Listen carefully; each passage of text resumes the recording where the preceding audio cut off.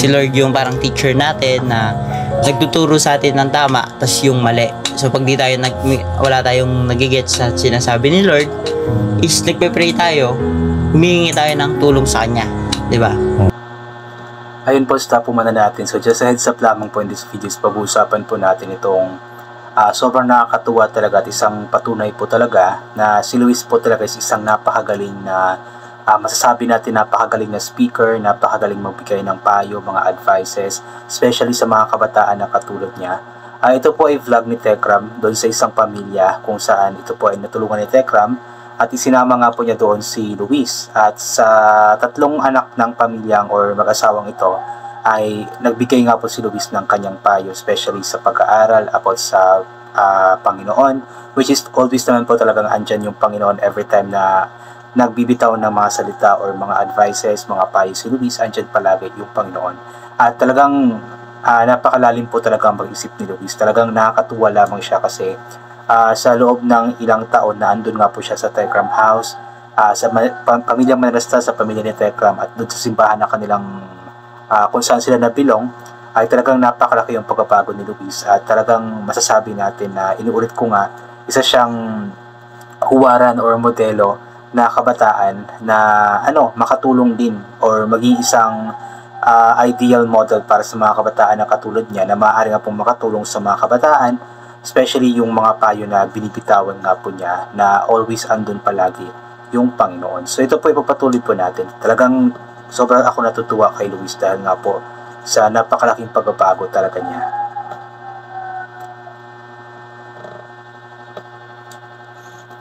Kuya, okay lang.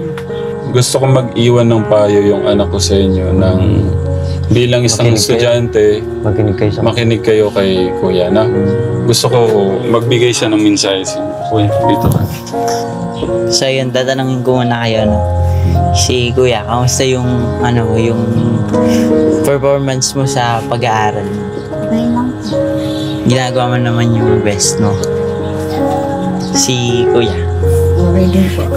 si ate, okay naman po. So yun, yung sa pag-aaral, kung nahihirapan man kayo or may mga kunyari may mga lesson na hindi nyo nagigets. Wait lang, bago po natin ipagpatuloy, nakakatawa dito kay Luis Ted kasi hindi lang siya yung puro, siya lahat yung nagsasalita. Talagang binibigyan din niya ng pagkakataon na makapagsalita nga po yung mga bata na kanyang tinuturuan or kanyang binibigyan ng payo. Kumbaga, meron silang engagement sa bawat isa ba. Yun ang maganda kay Luis kasi binibigyan niya ng pagkakataon na makapagsalita din po yung mga bata na nasa harap niya. So, meron tayong teacher, di ba? Pagka meron tayong hindi nagigets, pwede natin sila mapagtanungan, di ba? Yung mga tanong ng estudyante, pag di nila nagigets, is pwede tayong magtanong. So, kung i-confer natin parang kay God, is siya yung sa Panginoon, siya yung si Lord yung natin, taga-pastol, di ba? Si Lord yung parang teacher natin na nagtuturo sa atin ng tama, tas yung mali. So pag di tayo wala tayong nagigets sa sinasabi ni Lord, is nagpe-pray tayo, humihingi tayo ng tulong sa Kanya, di ba? Kung down na tayo sa buhay, feeling natin na binababa tayo ng ibang tao, feeling natin na parang yung buhay natin is unfair, parang di ba? Alam ko naiisip niyo yun, hindi lang kayo, ako din, di ba? As long as nabubuhay tayo sa mundo, binibigyan tayo ni Lord ng pagkakataon, is andun yung pagkakataon din na lumaban tayo kasi everyday is a chance na binibigay sa atin ni Lord na magbago tayo, lumaban tayo sa buhay. Bilang tagasunod niya, lahat ng pangangailangan mo is ipoprovide niya. Pagsikapan niyo mag-aral na mabuti, pag nakapagtapos kayo, pag gumanda yung buhay niyo, kayo naman yung gagamitin ni Lord na natutulong sa ibang mga tao pa. Ganun lang. Grabe na. Napakalalim ng mga nilalaman ng mga sinabi ni Luis. Talagang masasabi natin na pwede na siyang mag-pastor kasi napakagaling po niyang magbigay ng guidance or magsabi ng mga about sa Panginoon sa mga kabataan na katulad niya.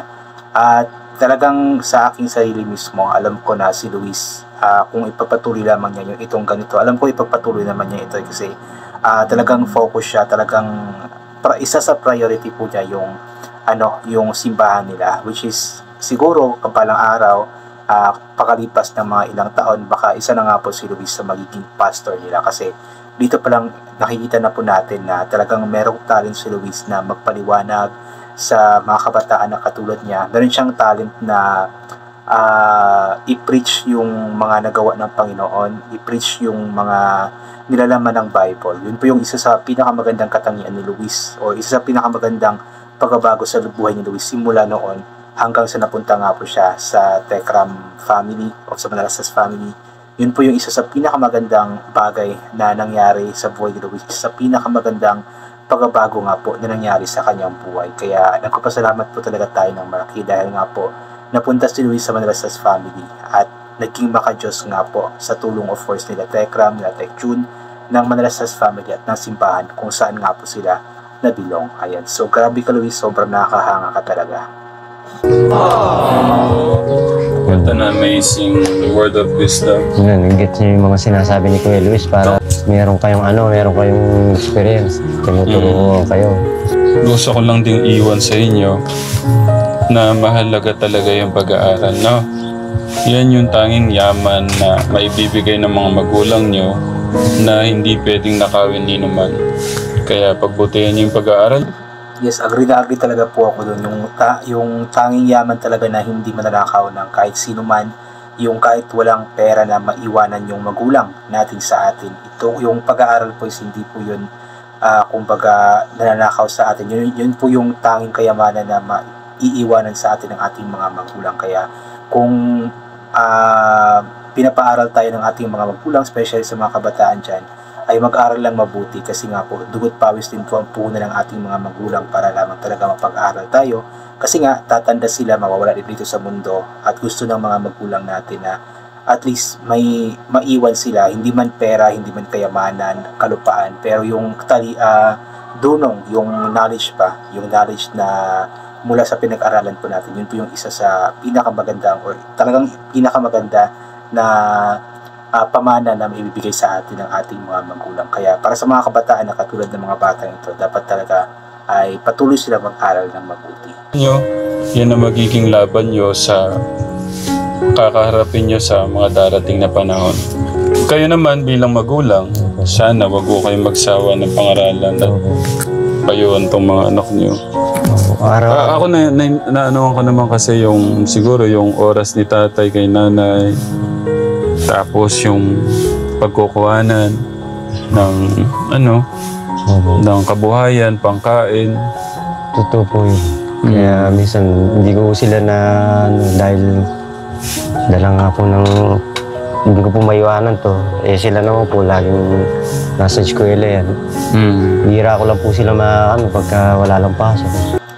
So yun nga po, ayan. So itong vlog na ito po is naka-upload sa Tekram channel, so sana mapanood nyo po. At yun, hanggang dito na lamang po muna itong gagawin po natin na reaction video. God bless po sa ating lahat at bye for now po.